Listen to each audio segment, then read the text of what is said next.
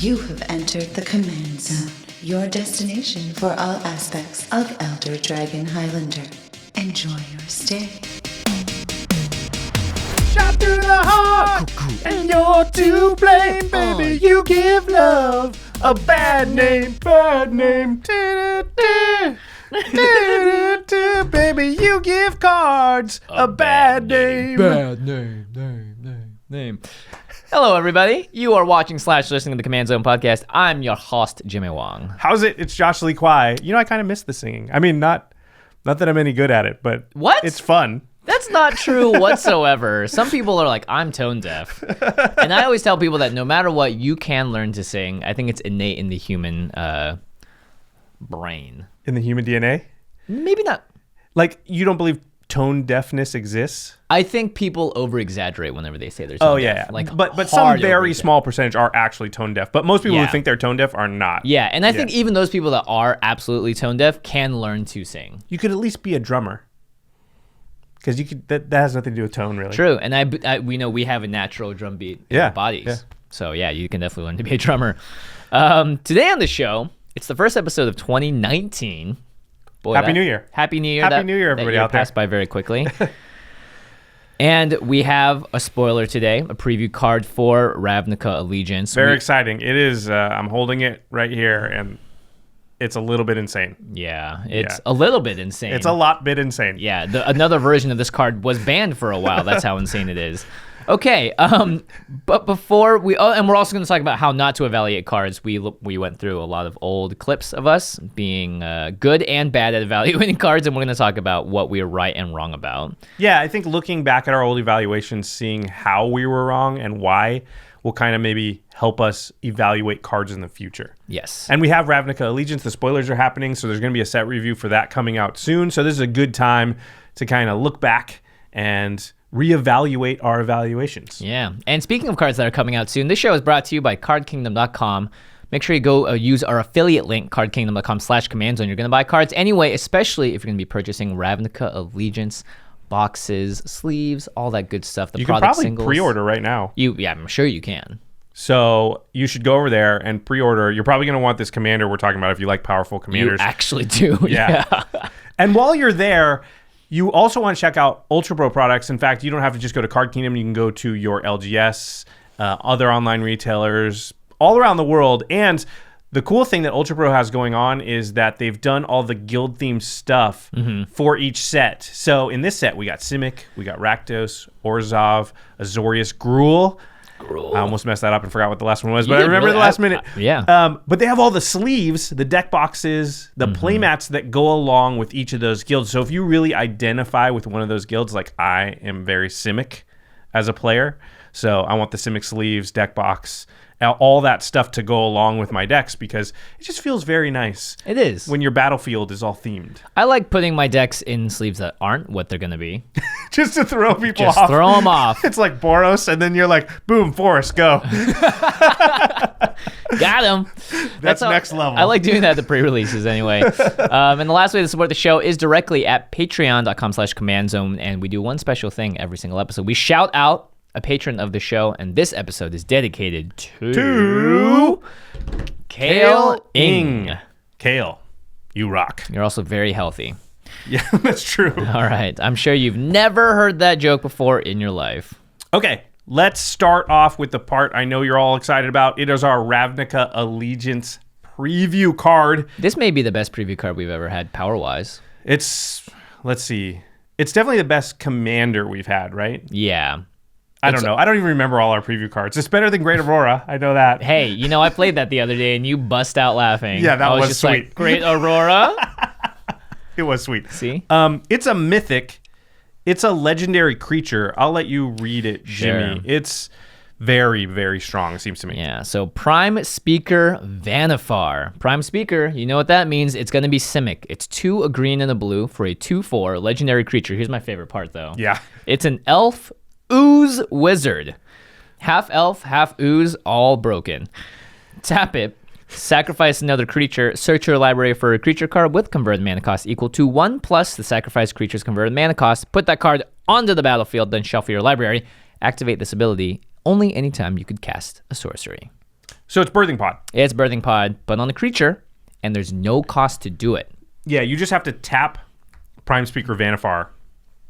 But there's no cost associated with the tap, which I think might end up being a little bit of a mistake. This feels very powerful. I mean, we know Birthing Pod is just a huge combo enabler. Mm-hmm. I mean, any creature-based decks. It's crazy. And the one thing you can say for this card is that if you use it as your commander, you are relegated to only green and blue. Yeah. However, green is the color that has the most creatures with enter the battlefield effects. Yeah. And a lot of we call it chains with Birthing Pod, right? You sacrifice a mana dork, you get a 2-drop, and then you sacrifice that to Birthing Pod and you get a 3-drop. And the chains are often already established because Yisan does similar things. Mm-hmm. There's been a bunch of cards that kind of do this thing, and so a lot of the combo stuff has already been figured out, and it's all very, very powerful. Yeah, in blue and green, you already have access to a lot of tutors in general. There's tons of ways to go infinite in blue and green.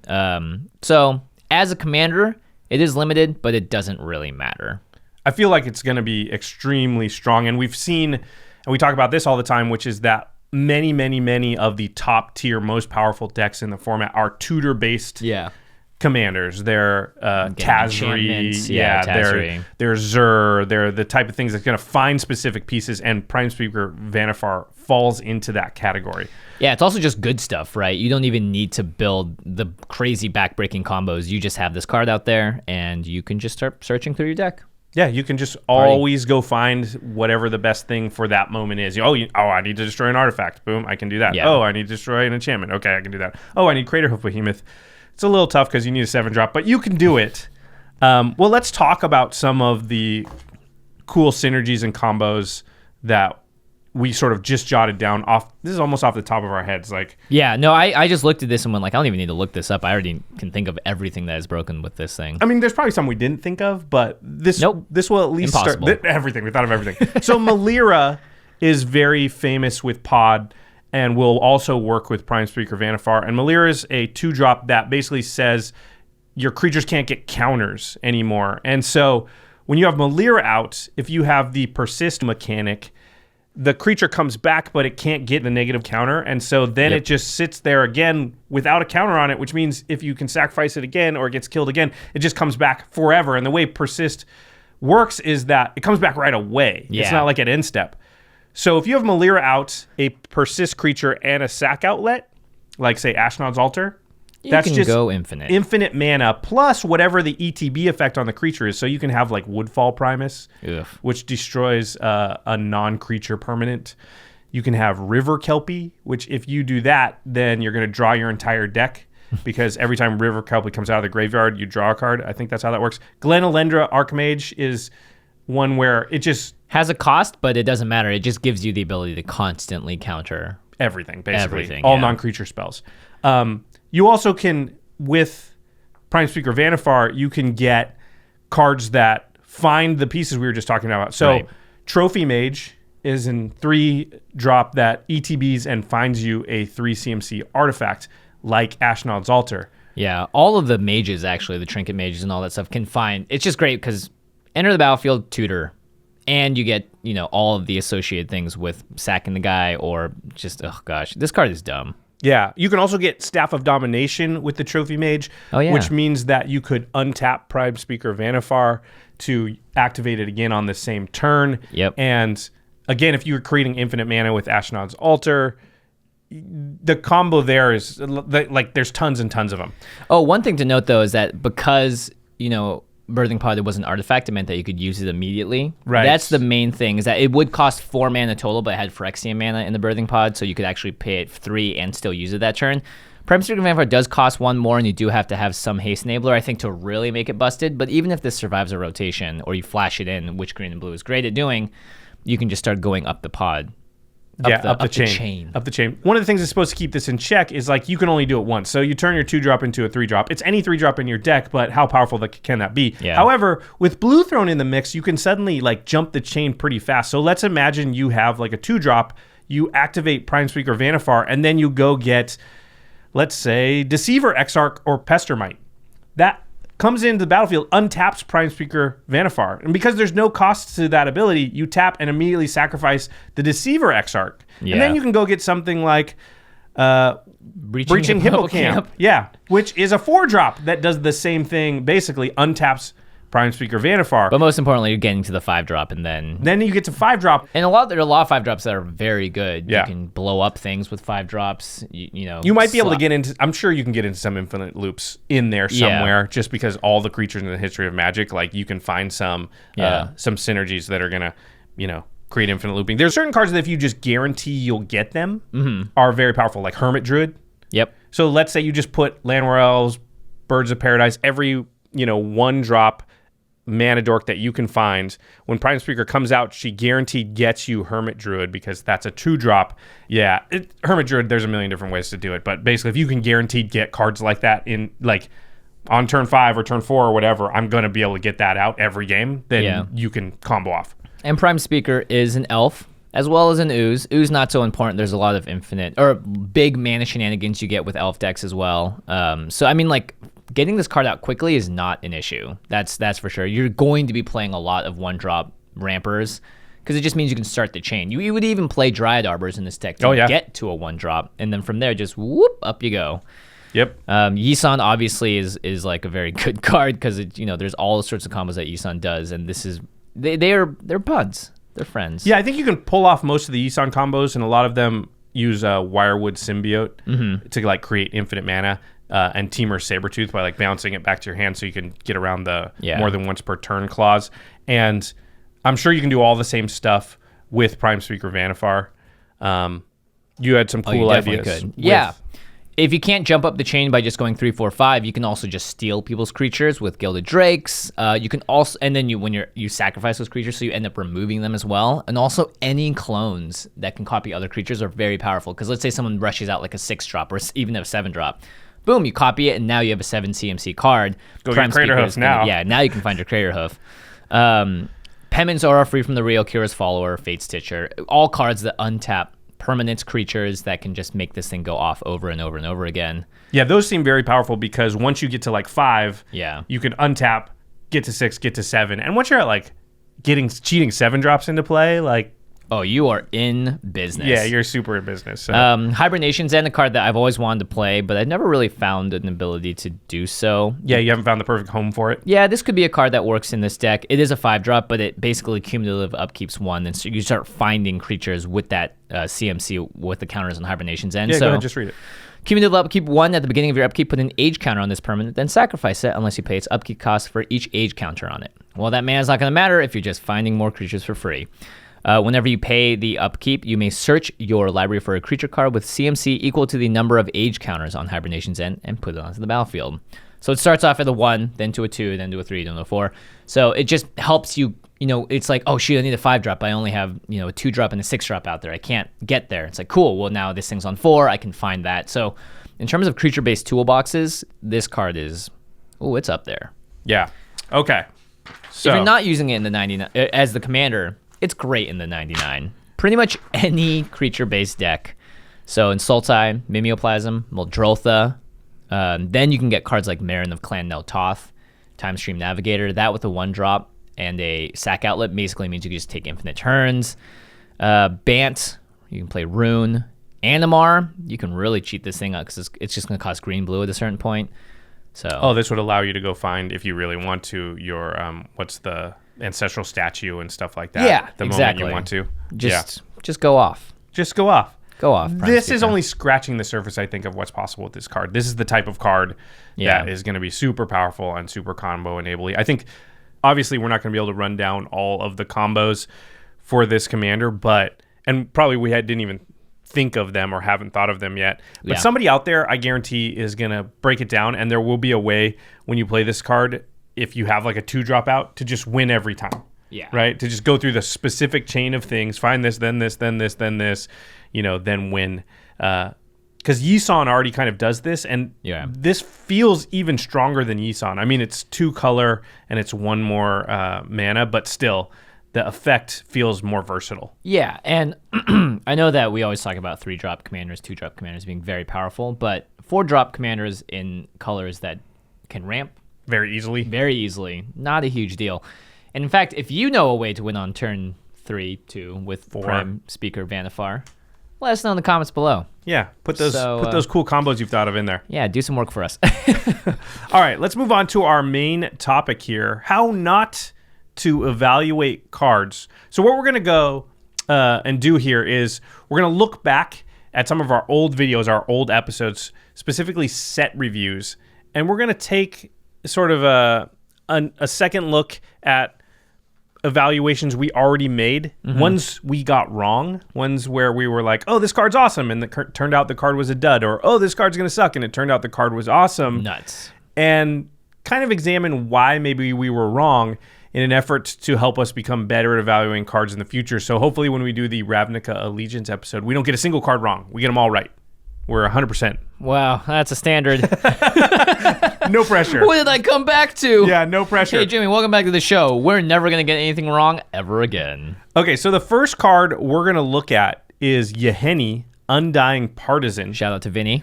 The card is 2 and a black for a legendary creature, Aetherborn Vampire. It's a 2/2 with haste. It says, whenever a creature an opponent controls dies, put a 1/1 counter on Yahenni, Undying Partisan, and then sacrifice another creature, and Yahenni gains indestructible until end of turn.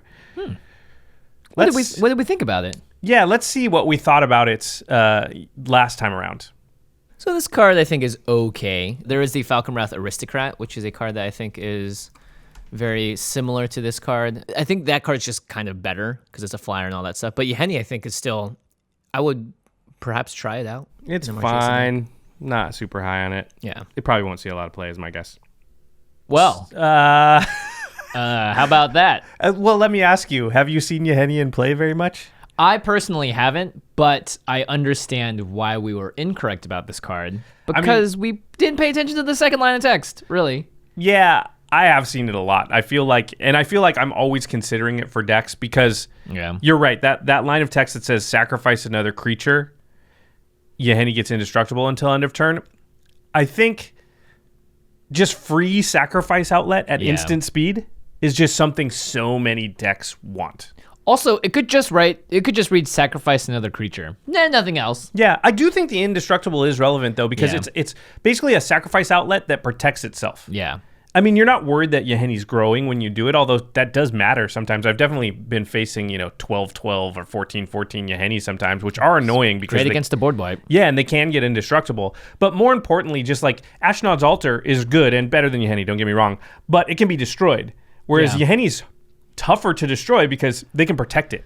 Yeah, and in general, I find that we're always down on creatures because it's like, well, board wipes happen. Right. But Yahenni doesn't worry about that too much. Yeah, and I can't even count the number of games now where it's like, does anyone have a board wipe? No? Oh, well, I guess this game's over. Yeah. And so it still requires your opponent to have an answer for it. And, like, honestly, if someone has to path your Yahenni, it's a pretty good deal for you, I think. You don't mind too much. You only put 3 mana into it. Yeah. You probably got some value out of the sacrifice outlet already. Yeah, that's a premium removal spell for cards it's usually reserved for, Kozilek and things like that. Yeah, I think the lesson here is that instant speed free sacrifice outlet is just always going to be. There's just only so many of those. I mean, Goblin Bombardment, Ashnod, both the altars, Ashnod's and Phyrexian Altar, and then you start running out of good ones. I mean, Sadistic Hypnotist, it costs 5 mana. It's only sorcery speed, but at least it's free. It doesn't cost you any mana. It's a decent one, and you see that quite a bit. I mean, it makes the table also just despise you. So yeah. I mean, Yahenni is in 6,500 decks on EDH Rec. More than 6,500 decks, which is quite a bit. Yeah. So it's seeing a decent amount of play. We were definitely wrong about this card. I think we just undervalued the sacrifice outlet thing. Also, look at our old set. Yeah. Back in my apartment. No controlled lighting. If it was dark, it was dark. That's so true. It's sunny out, it's sunny out. You have windows all along the side, and so it's just like... Your face was like, ah! Like, look at us now. You don't know. It could be daytime, could be nighttime. We could be doing this at a different point in the future. Who knows? That's true. Okay, let's go on to the next card. Yes. This is a card I was very high on. We both were, but I think I was hyperbolic in my... Well, it's As Foretold. Do you want to read it? Yeah, As Foretold, Josh was high on it. 2 in the blue for an enchantment. At the beginning of your upkeep, put a time counter on As Foretold. Once each turn, you may pay 0 rather than pay the mana cost for a spell you cast with converted mana cost X or less, where X is the number of time counters on As Foretold. So basically, if it has 1 counter on there, and you can, if it costs 1 mana, it costs 0 now. Yeah, once per turn. Once per turn. So you get a free card per turn if it's less than or equal to the time counters on As Foretold. Yeah, and if it's an instant, I could do it on Jimmy's turn, and then DJ's turn, Right. and then Mel's turn because it's once per turn. We were super high on it because it's cheating of mana costs. Let's play the clip. Yeah. This card is one of those cards that's insane on a Paradox Engine level. Because it's cheating of mana costs, right? And what do we always say? The most broken things you can do are generally the cheating of mana costs. So, are we going to do best overall? Yeah. Okay. As Foretold might make it. It's 100% the best overall card in the set for Commander. Yeah. I don't think it's close. Insane on a Paradox Engine level. Best overall. I might have overstated here. I mean, it's in 4,200 decks on EDH Rec, which is not like nothing, but it's not super, super high. I haven't seen this in play a ton. It's been good when I've seen it, but I think this was meant for not Commander, to be honest. I like Modern really wanted to use it. Legacy wanted tried to, yeah. Yes, because it's like you hit your upkeep much more often, so you get a lot more time counters on there. When this thing starts off at 1 on turn 3 or maybe turn 2, it's like, underwhelming. Yeah, I think that's the problem with it is it was best case scenario mentality. If you play it on 3, I think it's really, really good. Yeah. But when you draw it on turn 7, the game is unlikely to go more than 3 or 4 more turns, in which case, As Foretold just isn't going to do much. Yeah, and you get an extra like 1 drop, 2 drop. It's so slow. You have to kind of build your deck to just use As Foretold almost. Yeah. And you have to combine it with card draw most likely. If you do look at the set Amonkhet, I think Anointed Procession would be considered the best overall, as it does something that is not in the colors it's normally in, and it's just a very powerful effect. It's just more generically good and less narrow. It's just going to work when it works. As Foretold it takes too much time. I think if you look on EDH Rec, the decks that do use As Foretold are things like Atraxa. Right. So Atraxa is going to proliferate the counters and sort of get you to big numbers faster.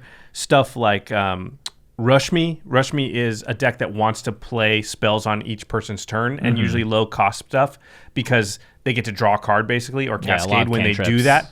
So if you're going to be like, I got a bunch of 1 drops, then As Foretold's great because when it's at 1, I do a Brainstorm on your turn, I do a some other 1 drop on everybody's turn and draw cards. And also Joyra is another one that's interested in like extra upkeeps or taking advantage of upkeeps. So if you're going to have, what's the extra upkeep? Paradox Haze? Paradox Haze. Yeah. Yeah, so that's another deck that would want As Foretold in it. Insane on a Paradox Engine level. Well, Paradox Engine is extremely broken, and this card seems imminently fine and fair. I think that I actually like the design of As Foretold a lot because it's something that, as you can tell, obviously enticed us quite a bit as players, and we're like, oh, cool, this is something I'm excited about, something I may want to try out, but ultimately didn't become a staple in the format that made people go like, ugh, this again, and works really well in specific, obviously very powerful commanders, but it doesn't break them. Right. So that I enjoy quite a bit because I think this could have been, if it was like every upkeep, then maybe this was something that would have been to get a time counter every upkeep instead of just on yours. Right. Then it would have maybe got insane. Then it would get so high so fast that maybe you can't even use it. It might be at like 9 or 10. Wasn't it X or less? So you could still. Oh, is it X or less? Yeah, it's X or less. Okay. I mean, that's probably why we were so high on it. We were just dreaming. Well, this next one's a little bit different. We kind of disagreed on it. It's Torment of Hailfire. It's black, and X for a sorcery. It says, repeat the following process X times. Each opponent loses 3 life unless that player sacrifices a non-land permanent or discards a card. So if you tap, say, 10 mana, black, and 8, so X is equal to 8, then Jimmy and every other player at the table would be faced with a choice of 8 times. Yeah. Do you want to lose 3 life, sacrifice a non-land permanent, or discard a card? And then you say, well, I'll lose 3 life. Okay. Now you got 7 left. Mm-hmm.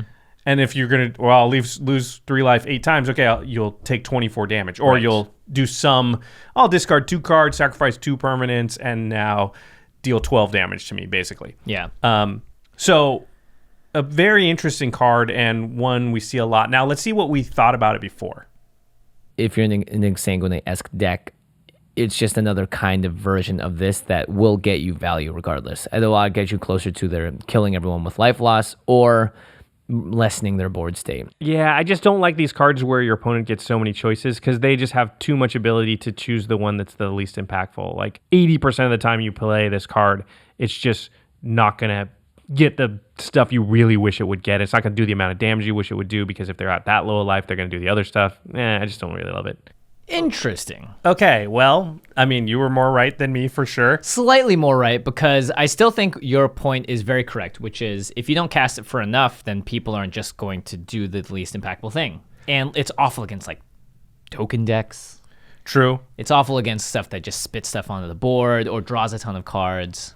I think though, because I've seen this a lot, and it's a big finisher on the level of Exsanguinate. Like you even mentioned Exsanguinate in the video, and I think it's interesting because in Commander, it's so hard to evaluate cards because usually we shy away from best case scenario mentality. But at the same time, I think if a card literally wins you the game if you have infinite mana, then it can be a finisher in your deck because so many decks can just create infinite mana. And it's like, well, what do I do with it? Yeah. And this card, if you have infinite mana or even like 40 mana, it'll just kind of win.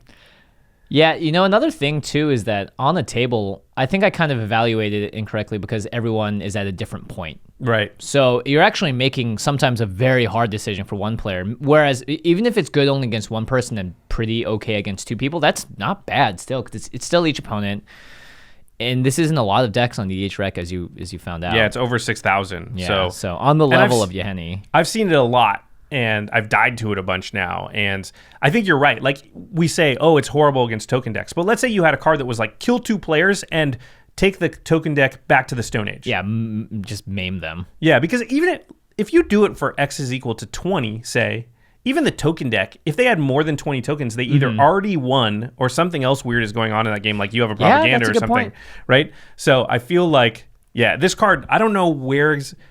I think my thought process was more in line with like sort of in limited, where it's like you don't want to give your opponents the choice. Yeah, and this wasn't that good in limited. Yeah, I think it was okay, and you could sometimes run it, but it wasn't amazing. And but in Commander, just a lot of decks are going to be at a point in a game where like I've got a ton of mana, I just need something to do with it that's going to win the game. Exsanguinate's that too, right? Would we say Exsanguinate's a bad card? No. But if you do it for X is equal to 7 or 8, Exsanguinate's crappy. Yeah, that kind of has the same thing where it's like, okay, it puts you slightly more ahead. It may hurt one player more than the other, but it's not ending the game. Right. But Exsanguinate goes in most black decks because you're going to be like, at some point, there's a good chance where I just have Cabal Coffers, Urborg, and I can just dump a bunch of resources, make 30 mana, and this will just win in those cases. Yeah, and black, again, is the color that is very good about doubling their mana just by itself. So that, I mean, even mono black players, I feel like Charm of the Palefire is just a good card for them. Yeah. Okay. The next one is a card we were both really high on, and it is Spell Swindle. I'm still high on it. Okay, so let's read it. It's in like 2 decks, by the way, that I have. Spell Swindle, 3 blue for an instant. Counter target spell. Create X colorless treasure artifact tokens, where X is that spell's converted mana cost. And each of the treasures you can tap to sacrifice this artifact to add 1 mana of any color. So I cast a spell that costs like 6 CMC. Jimmy Spell Swindles it. He gets 6 treasure tokens. Yeah. It harkens back to Mana Drain, and we were super high on it. Let's see what we said in the earlier episode.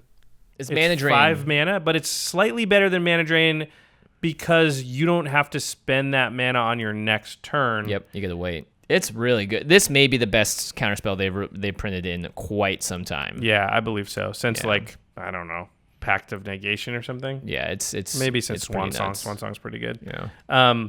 No, Swan Song is not as good as that card. Well, first of all, I want to say Swan Song is better than this card. Jeez, maybe even Disallow is better than that card too. You look at it now, and I'm like, it is really good. Like, it's hard not to say what we said about it. Here's the thing. Guess how many decks, without looking at the thing, on EDH Rec that it's in? I thought this would be on the same level, if not more, than like Yahenni-esque. So somewhere around 6,500 or so? Yeah, 6,500, maybe 5,000. It's in only 1,700 decks on EDH Rec. It just hasn't... Can we talk to Donald about this? Is he he's not fixing the data here? He's just like, oh, these guys were high on this card. Let's just delete some data. He's trying to make us look bad. I don't think Donald has that kind of agenda. Yeah, me neither. I think we just underestimated the fact that 5 mana is a lot to hold up. Yeah. And like, I don't know. I mean, the thing we said about Mandarin is very true still. Having treasures is very powerful. I think having the ability to just, because it ramps you, right? Is the other thing. Like if you counter a big spell, it could be a big swing. But holding up 5 mana is tough unless you're specifically in a deck that is control heavy and wants to do that. I think most players would rather, maybe not most players, but I think the percentage of control players out there is much lower than players that just want to use their mana and hold up other things like activated abilities or stuff on cards already on the table. A lot of players don't want to hold up anything. They just want to play their stuff, pass the turn, and then get back to their turn and use it. It's true. Yeah. So maybe it's a combination of people not sort of shying away from more control-heavy counterspell decks. I do feel like this card is a lot better than EDH Rec stats would tell us. Like 1,700 decks is not enough because this will sometimes just steal games, or maybe steals the wrong word. Maybe like make it so you're making your game-winning play like 3 turns early. Like if you hold up 5 mana on turn 5 and counter something that's around 4 or 5 mana, and suddenly on your turn 6 you have 10 or 11 mana available to you, you can make such explosive plays that I do think this is better than, like, a lot more people should be playing it. But at the same time, we were too high on it. It's not in the league of Swansong. It's not in the league of Pact of Negation. Yeah, I thought it was better than Mana Drain. Yeah. Turns out just having 2 blew up. Because here's the thing. In control decks, you have to do something impactful to the board to keep yourself alive. Otherwise, people are just going to start swinging creatures at you. Yeah. And a lot of times, those plays do cost mana. So it's a weird combination. You have to ramp up to have enough mana to hold up counter spells and play stuff like Propaganda or Ghostly Prisons and stuff. So it's a bit harder to get around. But I feel like maybe just people haven't caught on to this card enough. But maybe it's not even close to where we put it. So I would want this number to be closer to like 3,000. But again, I think there is just a weird social stigma around counterspells that maybe it just doesn't show up as much. Yeah, I do like what you said. I think it's hard. You have to basically hold up, like take your entire turn off to hold this up. Yeah. Whereas, and then if someone doesn't do anything that, like when someone plays like a 3-mana spell that's really big, it's like, okay, cool, I could counter that and get 3 treasures, but it's like, would it have been better if I just played a card on my turn? Yeah, that's true.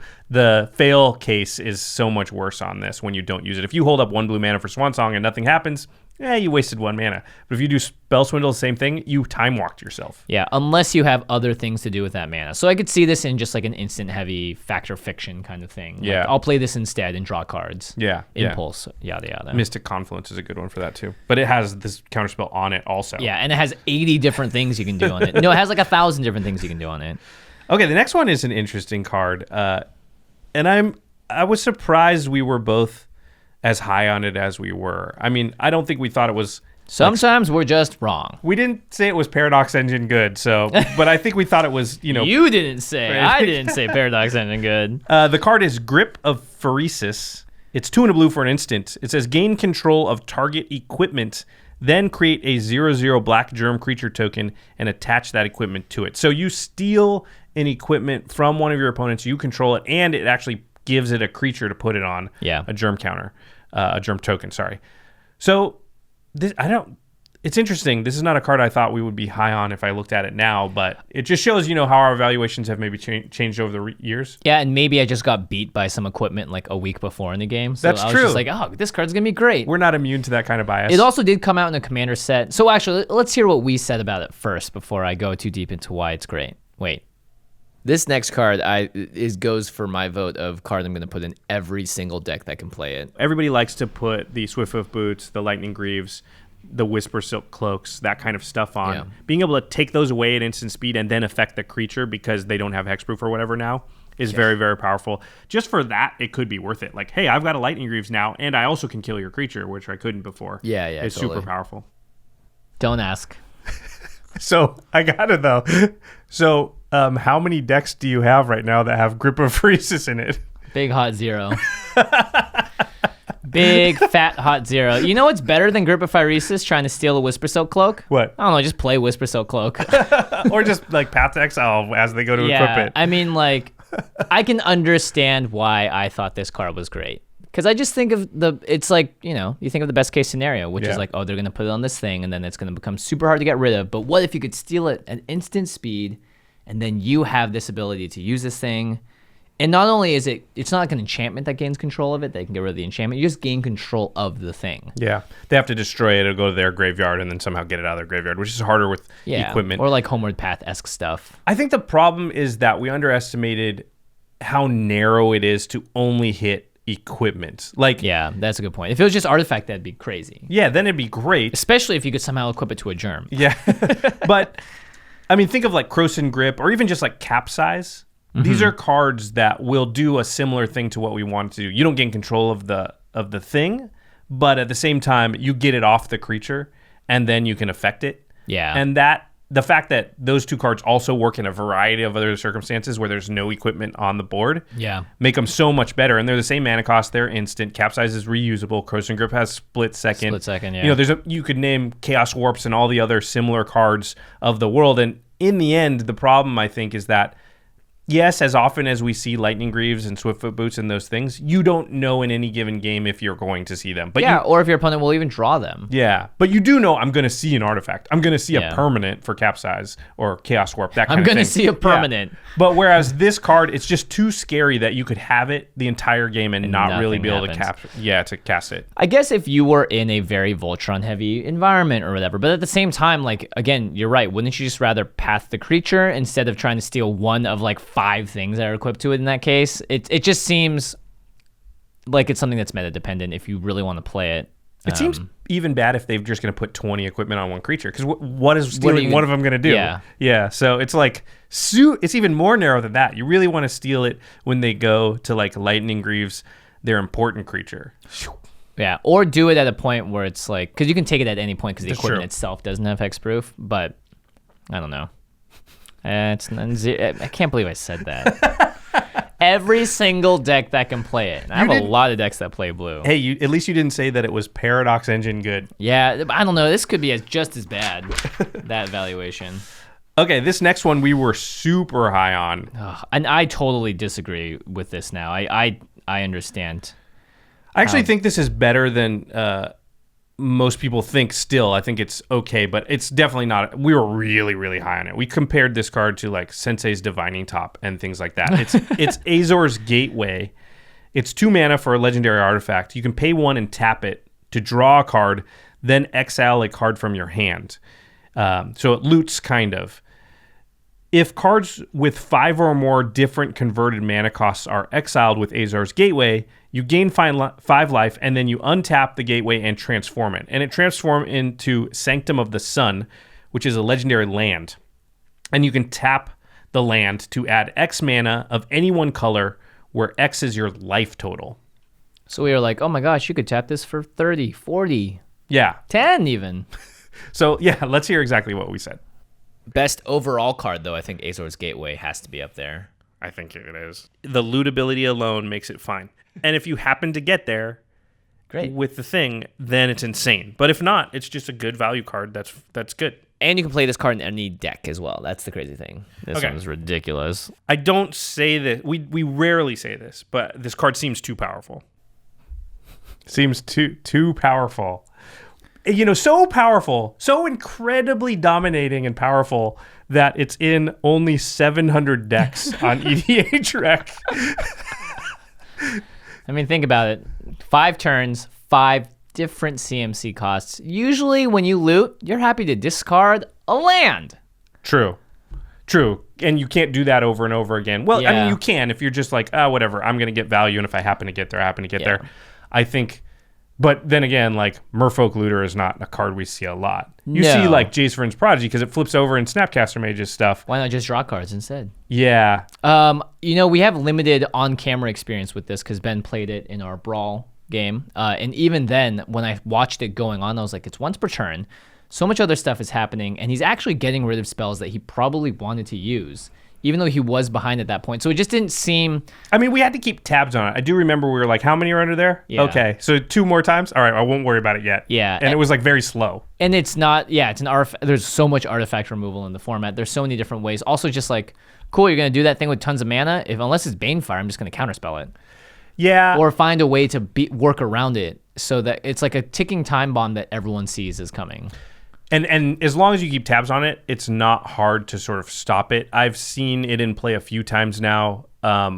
but I've only ever seen it flipped like twice. Did it end the game immediately? When it flips, it's insanity because usually the person flipping it has like Cures Follower, Fate Stitch or something. Oh, okay. And therefore they're untapping the land too. That's where I saw it both times where somebody was like, haha, tap it 3 times in the same turn, flip it over, now untap it. And they was like, okay, yeah, you got 90 mana or whatever. And then that's the same as infinite mana basically, and you Torment of Hellfire or whatever you want, Thrasios, whatever you got. You can win from that point and it's not that hard. You could just make infinite mana more easily. Yeah. But there's so many ways to make infinite mana that aren't as slow and telegraphed as this. And I think the problem is this costs 2 to play and 1 to activate. Tap. Yeah, it's so not you've put 7 mana into this by the time you've done it. And that's if you do 5 different CMC cards each time, which often it's hard to do. I think we downplayed that too. Because a lot of times you go, okay, land, 3 drop, 2 drop, 4 drop. And now you're like, now I have to find a 1 or a 5, 6, 7, and you don't always have those things. And a lot of times you're like, well, I want to keep that card. Yeah, and by that turn 5, when you're about to, you could just play your Grave Titan instead. Yeah, so, I said this was insanely powerful, and I was totally wrong. I think it is powerful if there were a lot easier ways to abuse it, / if it was easier to flip. I don't think we realize just how hard it is to flip. Yeah. And if you don't have the mana or the untap abilities to do it and speed it up, then it's almost laughably bad when it comes out. And it's like, cool, how much time and money, or I guess mana, are you going to invest in this thing before we all are doing other more impactful things? I do think like 700 is probably low though, because even if it didn't have the flip over ability, just 2 mana, artifact, 1 to tap and loot. Right. And that, I remember you saying that too. That would be fine on its own. In some decks. I think it's not fine in like Simic decks, and you're right, just draw cards. But probably Boros, mono white, mono red, that effect is good enough that they might want to do it. I mean, the fact that it exiles the card really hurts it too. Yeah, especially in red decks that want to use artifacts in their graveyard and all that stuff too. Yeah, see, I thought, oh, that's the same as looting. It's not. It's worse than looting. Exiling is definitely worse because Jace Vryn's Prodigy, which I mentioned earlier, puts stuff into the graveyard, and then Jace himself uses the stuff you put in the graveyard. So, yeah, I get it now. But at the time, man, it just seemed like if I can tap a land for 30 mana, how could I lose? You can't, turns out. I think you're right, though. Sometimes, even once it flips, it's not auto-win. It's so hard to do, and then once you do it, it's like you still need another piece. It's not a hard piece to get, but you do need something to do with the mana. Yeah, and again, it's telegraphed. There's one person with a counterspell. Unless it's like a Banefire, that thing is probably not going to resolve. Yeah. All right, what's the next card? Solemnity from Hour of Devastation. 2 and a white for an enchantment. Players can't get counters. And counters can't be put on artifacts, creatures, enchantments, or lands. It doesn't say planeswalkers, which is notable. Right. Because it would just shut down all planeswalkers as far as you couldn't even play them.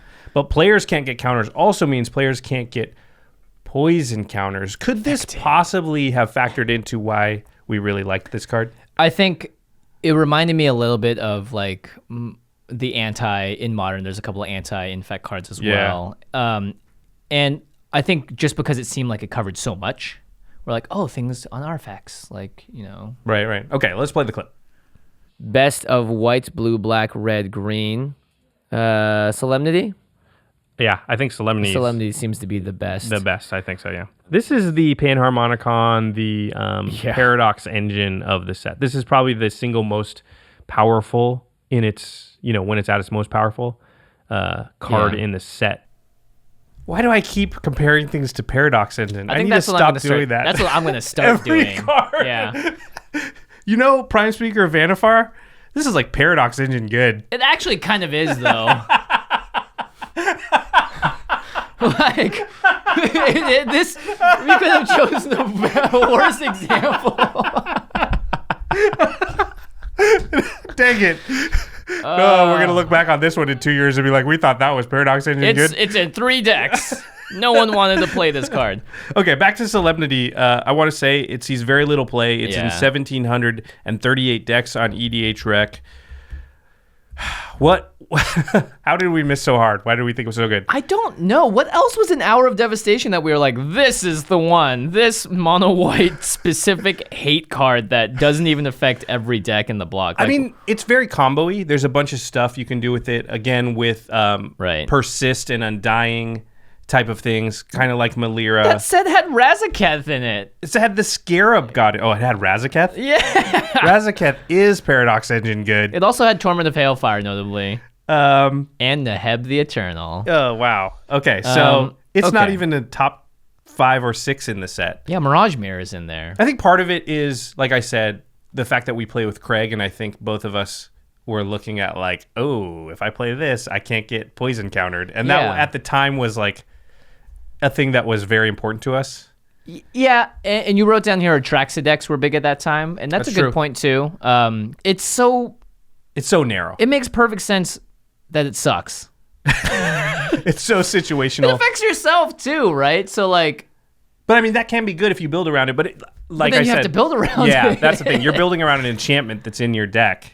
And kind of like As Foretold, right? Yeah. Similar, and same CMC as well. And the problem is that build around stuff is not even overlapping with like the Rush Me decks and the Joyra decks and the Atraxa decks. So I think that's why it sees so little play. Makes sense. It can be easy to look at a card, I think, and start like researching the combos you could do with it, and you're going to come up with some for most cards. Like, if I pair it with this and I pair it with that, it's going to do this cool thing and blah blah blah. And then you have to think to yourself though, like, is that other stuff it's pairing with good with anything else that's going into my deck? Because if it's not, then I'm just basically building a bunch of stuff that I have to get one specific card that's not my commander into play for it to even work, in which case you just don't want to be doing that. Yeah, I'd say for as much as we sometimes feel like we have more spiky mentality towards the game, we definitely get Johnny in card evaluations. Yeah. It's like, oh, this is so cool because of X, Y, and Z. Yeah, you want to think about the possibilities, but then you forget, like, how realistic are those possibilities? Yeah, whereas Paradox Engine just makes things happen. Like that card by itself, you don't even need to, it just works in literally every deck if you wanted to put it in every deck. Oh gosh, I don't want to look back on that and say that was wrong. Okay, so the next one is kind of a comparison. So we looked at Kydel and Thrasios back when Commander 2016 came out. And you played a deck that destroyed us. Yeah, but this was before we played the deck, right? This was... Right. We know now that Thrasios is awesome, but at the time we actually thought Kydel was the better partner. Let's read Kydel because, well, we read them both, but Kydel is Kydel, chosen of Krufix, 2 a green and a blue for a legendary... That's why I was biased, because it had the word Krufix in it. Yeah, anything with Krufix is good. It's a 4 mana, 2 a green and a blue for a legendary creature, human wizard. It's a 2/3. It says tap and add a colorless mana for each card you've drawn this turn, and it has partner. So, Kydel's always going to tap for 1 during your turn because you've drawn a card. But if you Wheel of Fortune, then you're suddenly going to draw 8. Or sorry, you're going to add 8 mana. 8 mana because you've drawn 8 cards that turn. And so Kydel, I think we were very enamored with the fact that she could go infinite mana pretty easily. I don't think Kydel's a bad card, but Thrasios is undoubtedly a better card. It's a tier 1 deck and kind of broken in some ways. It's Paradox Engine good. Okay, you want to read Thrasios just for those that don't know? Green and the blue for a legendary creature, Merfolk Wizard, a 1/3, and you can pay 4 mana to scry 1, then reveal the top card of your library. If it's a land card, put it onto the battlefield tapped, otherwise draw a card, and this also has partner. So the real big thing on Thrasios is that activation just costs 4 generic mana. Generic, not colored. Yeah. Like a lot of different, I think green-blue often has stuff that costs a decent amount. It doesn't require you to tap Thrasios. That's another big point. I think ramps you. Fixing this card would have been fairly easy. They could have made it cost like 1 blue-green. Yeah. To activate, or they could have said 4 and tap Thrasios to activate, so you could only do it once. I think that, because as it turns out, if you make infinite mana with Thrasios, you just win because you draw your entire deck, put all your lands into play, and you have infinite mana with your whole deck in hand. Yeah. Kydel makes infinite mana, but doesn't take advantage of infinite mana. Well, it's interesting. Let's hear what we said about it. I'm kind of a big fan of Kydeli, chosen of Krufix. Yeah, I think she's the best one. I'm just going to call her Adele. Adele, I think Adele is the best of the partner commanders for sure. No surprise because she's Simic. Thrasios, Triton Hero. So this is very similar to Coiling Oracle, I believe, which is really cool. You draw a card for 1 no matter what. Super powerful card. 4 is a lot, but this is also a 2-drop, so it comes out early. Well, for 1, Jimmy, you don't draw a card no matter what. Yeah. Sometimes you ramp. Sometimes you ramp, which so is better. So it's better, yeah. It can be better. That's what I always say when I'm playing Thrasios is I actually most of the time want the land. Yeah, it just guarantees more land drops. Ugh, which makes more activations, which makes more land drops, which snowballs really fast. Yeah, we weren't low on Thrasios. We just thought Kydel was better. I like how we weren't sure how to pronounce her. Kydeli? Adele? Adele, that's a good one. Hello from the other side. Well, you guys got like 3 songs in this episode. But it's interesting. We thought Kydel was the best partner commander, and I don't even think she's probably top 3. No. It's Thrasios, Tymna, probably Vial Smasher. Right, because what is Kydel otherwise? A 4-mana tap one? Yeah, I think that's the problem. And she's 4 mana. Yeah. And so most, unless you have the combo pieces in hand and you go off, which A, is not very fun after you do it a couple times, but B, like, she's like a worse Thrawn Dynamo. Oh, way worse Thrawn Dynamo. Yeah, I mean, Thrawn Dynamo can't go infinite, obviously, with synergy and whatnot. Yeah, again, it's one of those things where we were like, okay, if X, Y, and Z happens, then this is going to be awesome. But if a card is just good by itself, that's something I think we were learning with every single one of these. If it's just good by itself, then it's going to be much better overall. Not to mention 2 mana for Thrasios. Although Kydel does see a lot of play, and it still is very powerful. So it's not like that we were wrong on it. We just, we shouldn't have said it was Paradox Engine good. We didn't say that. I thought it. Well, I also think Kydel, if you kill her once, now she comes out on 6, and it's way harder to go off.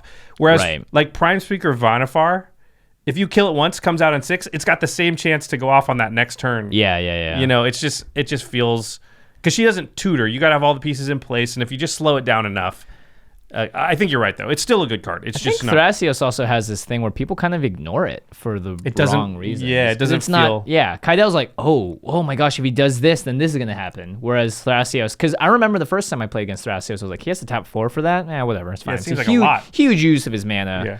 And then over time, it's like, oh god, he can activate that 3 times and instead, or do something else with his mana. Right. And Thrasios also a 2-drop. It feels bad to kill it because they're just going to recast it for 4. Yeah. Going from 4 to 6 is way bigger. Yep. Interesting. Okay. So we're on to the last card. It's Path of Discovery. I was pretty high on this card, I think. I think we both were. I mean, it did work for me the one time I played it on game nights. That's true. For sure. And I think we were doing this after you had played it on game nights. I think we recorded the episode, but we hadn't shown it yet when we did the set review. Yeah. So Path of Discovery is 3 and a green for an enchantment. Whenever a creature enters the battlefield under your control, it explores. And explorers means you reveal the top card of your library. You put that card into your hand if it's a land. Otherwise, you put a 1/1 counter on the creature and then put the revealed card either back on top or into your graveyard. You get to choose.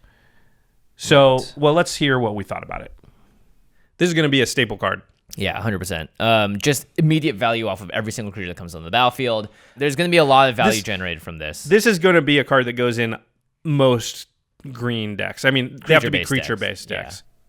Yeah. Hey, we didn't say the words Paradox or Engine. Yeah, except I said 100%. and I said every green deck. Most, if not every, especially creature decks. I think that's, words just to avoid on set reviews. Every Paradox. Most Paradox. Engine. This card is still good, but it's not amazing. Yeah, it's right now it's on about 1,200. It's in about 1,200 decks on EDH Rec, which is pretty low. The second or third lowest on our list. I mean, compared to Solemnity and As Foretold, which were the other enchantments, I think this is the best because it doesn't require a lot of stuff to happen for it to function. You just need to play creatures, and then you start getting more value off of them. Yeah, it's the most broadly useful, right? Yeah. Just sort of, it's going to be useful in more situations than those others too. But I think at its most powerful, it's less powerful than either of them. Mm-hmm. So it's like higher floor, lower ceiling. Right. There you go. Yeah, that's hard 100%. to get right. 100%. I think also we just over-evaluated how good Explore was. Yeah, I think I liked it a lot more because I was like, oh, you can put stuff in the graveyard so that you have more synergies that way. And then when I played it on game nights, I had it with, a creature with Persist. Yeah. So then that was like, oh man, this is a lot. I'm putting more counters on it, and then boom, boom, boom. And if I put out a bunch of tokens, I explore a bunch of times, and it sort of feels like it might be card draw, but you can only draw lands off of it. Yeah. Which really dampens how powerful that card draw can be. Yeah, and it's sort of filtering the top of your library. Even talking about now, I'm thinking like I should play this card more, but it just hasn't made it into any of my decks or most people's. I think in the end, you'd rather just know what's going to happen. So you'd rather have Anointed Procession. Like if you're a token deck, if you there's the same cost as Anointed Procession, or parallel lives, right? It's 4 mana. And you'd rather just double the amount of tokens you're going to get than like sometimes draw some cards, filter your library a bit, make them a little bit bigger. And if you want 1/1 counters, you'd rather just play like Cathar's Crusade, something that you know is going to do that. And the fact that you don't know what this is going to do, it's just sort of generic value. It's hard to know which slot to put it in. Does it fill your pump your token slot or your card draw slot? Yeah. Yeah, and if you don't have graveyard synergies and it just gets a little bit worse, it's interesting because, I don't know. I mean, if you look at Rivals of Ixalan, the top card I think that's best for us is the Immortal Sun. Oh, yeah. Because, again, these are cards that just by themselves do stuff. You draw you another card, it makes your spells cost less, your creatures get +1/+1. Turns off all planeswalkers. So, like, that is like 4 different things that are all Paradox Engine level good. I knew it was coming. And like each of those can be, it's like making your spells all cost 1 less. Would you rather have that or like every time you play a creature you explore? Yeah. It's a really good point.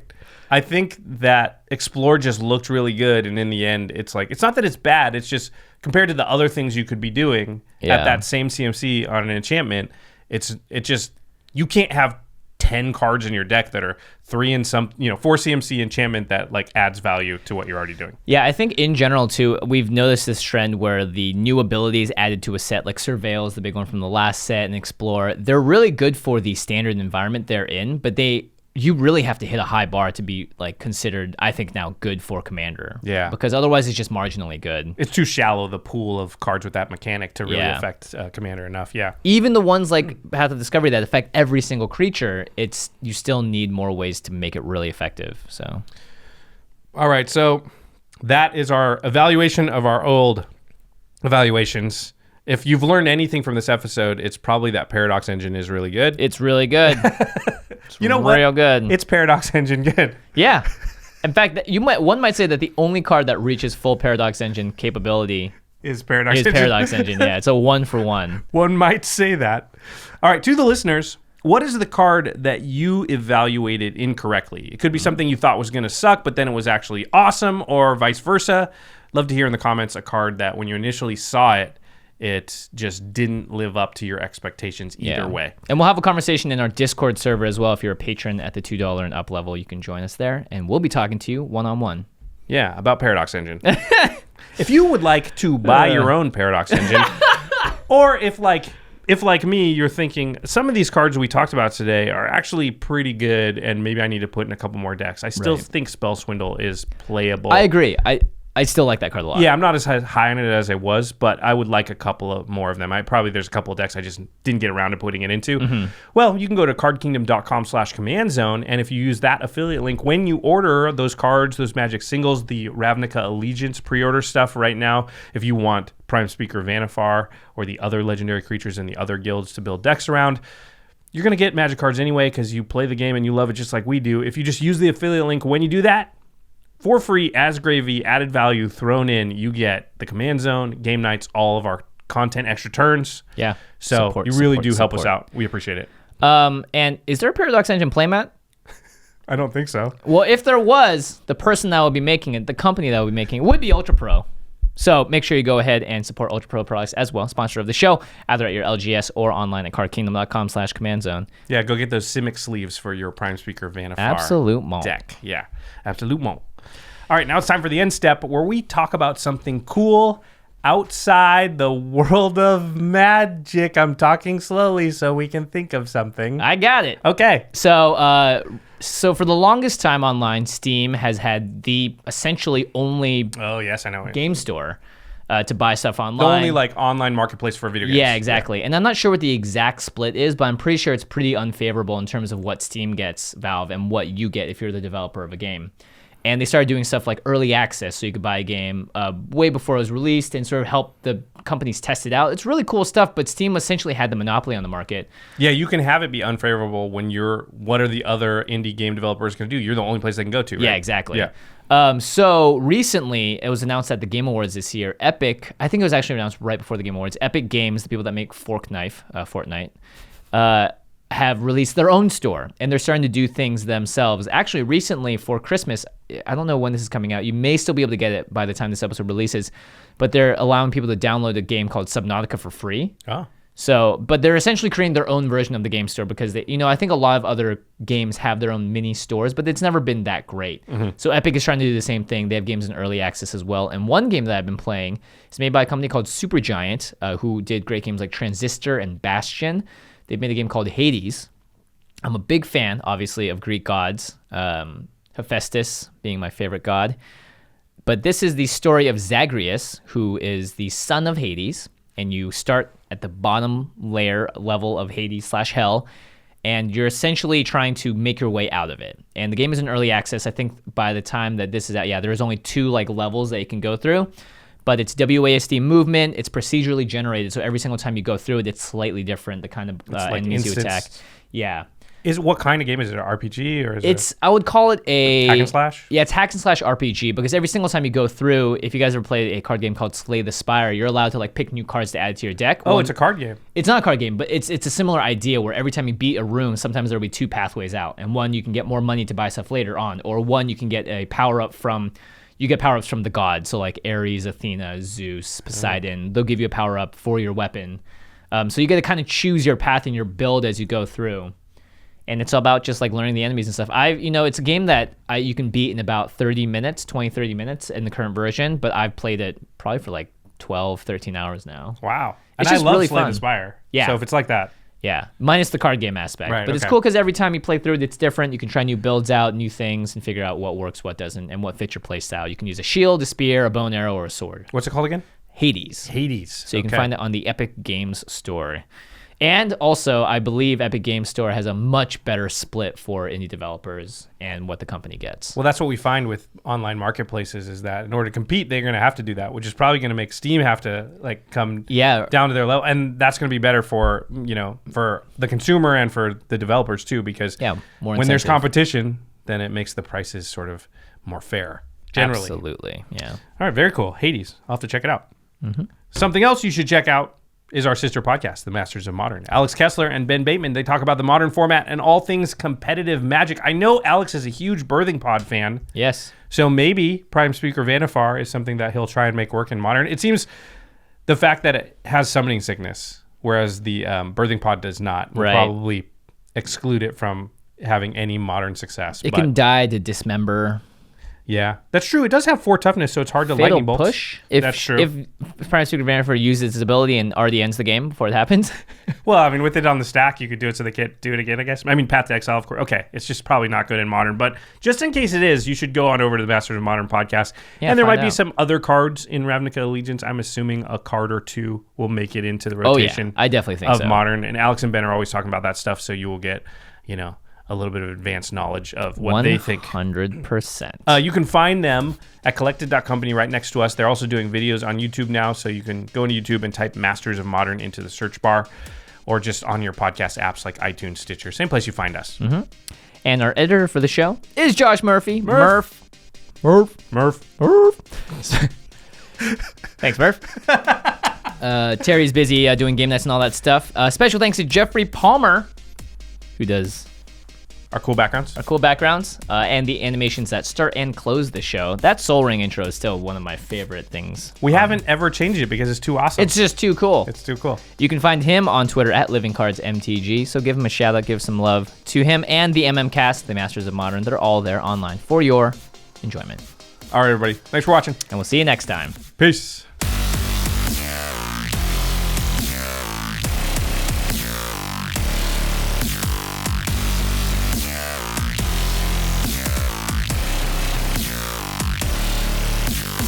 Thank you for your attention.